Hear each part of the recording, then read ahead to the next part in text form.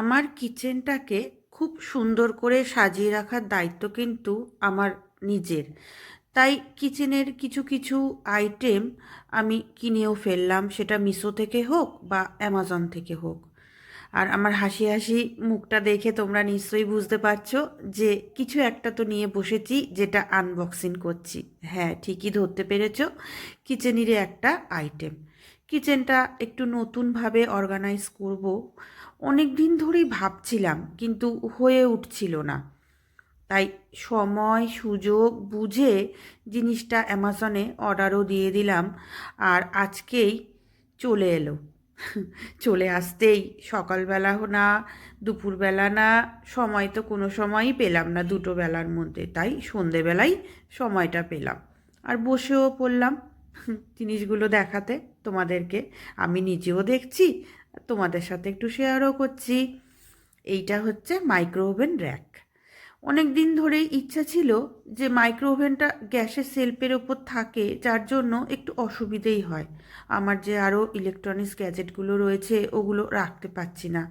আর সবই তো বোঝো, ছোট সংসার, হেল্পিং হ্যান্ড নেই, তার জন্য সমস্ত কাজই আমাকে করতে হয়। আর এখনকার দিনে ছোট সংসার থাকলেই এই ইলেকট্রনিক্স গ্যাজেটের ওপরেই মানুষ নির্ভরশীল, যেরকম আমি অনেকটাই কিন্তু এর ওপর নির্ভরশীল।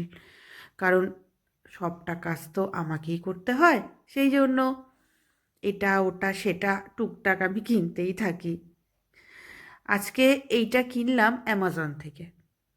প্রথমেই বলে দিয়েছি যে এটা মাইক্রো ওভেন র্যাক, আর র্যাকটা একটু পাকাপোক্তই কিনলাম। দামটা যাই হোক, জিনিসটা তো মজবুত, পড়ে যাওয়ার কোনো ভয় নেই, একটু ধাক্কা লাগলে কোনো কিছুর অসুবিধা হবে না, এইসব মাথায় রেখেই একটু ভালো দেখেই প্রোডাক্টের অর্ডার দিলাম। আর প্রোডাক্টটা খুলতে গিয়ে দেখলাম যে ওখানে একটা সেলুটেপের মতন একটা জিনিস লাগানো আছে, সেটার মধ্যে তাকগুলোকে পরপর বসাতে হবে। বড়, মেজো, ছোট তিনটে তাক। বড়টা বসবে সবার নিচে, মেজোটা বসবে মাঝখানে, আর ছোটোটা বসবে সবার ওপরে।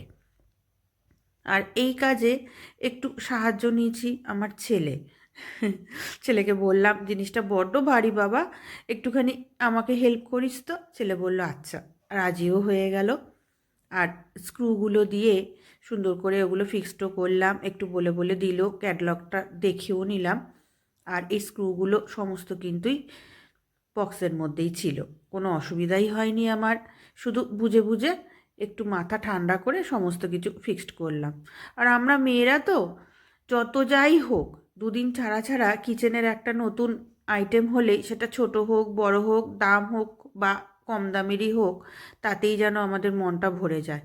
দিনের বেশিরভাগ সময়টা তো আমাদেরকে ওখানেই কাটাতে হয়, পরিবারের সমস্ত আবদার এগুলো তো মেটাতে হবে। রান্নাবান্না হোক বা চা হোক, যাই হোক না কেন, বাড়িতে লোকজন এলে তাদের জন্য কিছু আয়োজনের ব্যবস্থা করতে হয়, খাবার দাবার। তাই সবটুকুই কিন্তু আমরা কিচেনের মধ্যেই করি, আর কিচেনের মধ্যেই বেশিরভাগ সময়টা কাটাই। তাই কিচেনটা সুন্দরভাবে গুছিয়ে রাখতে আমি ভালোওবাসি। তাই কিনেও ফেললাম চটপট করে। কিনে ভাবছি ঠকিনি, বরঞ্চ লাভই হয়েছে।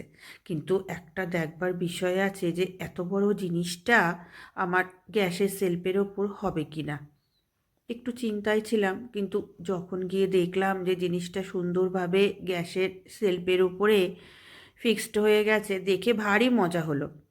রেখেও ফেললাম পরপর জিনিসগুলো। মাইক্রো ওভেনটা রাখলাম, আবার খুলে দেখছি যে র্যাকটা আবার ঠিকঠাক আছে কি না, পড়ে যাবে না তো। ভয়টা যে রয়েই গেছে মনের মধ্যে। ইলেকট্রিক কেটেল, যেটা ছাড়া আমার এক মুহূর্ত চলে না। সকালবেলা মধু দিয়ে লেবু দিয়ে গরম জল, তারপরে কুকিংয়ের কাজের মধ্যে গরম জল, এগ বয়লার, টোস্টার তো ব্যবহারই হয় না, ওই যে তুলে রাখি আর বের করতে ভুলেই যাই। এবার হাতের কাছে রইলো, একটু সুবিধে হলো। তাই সুন্দর করে সাজিয়ে নিলাম। কেমন হয়েছে অবশ্যই তোমরা জানাবে কিন্তু, অপেক্ষায় রইলাম। হুম। আর মিশো থেকে আনা গাছগুলোও বসিয়ে দিলাম। ভালো লাগছে না দেখতে?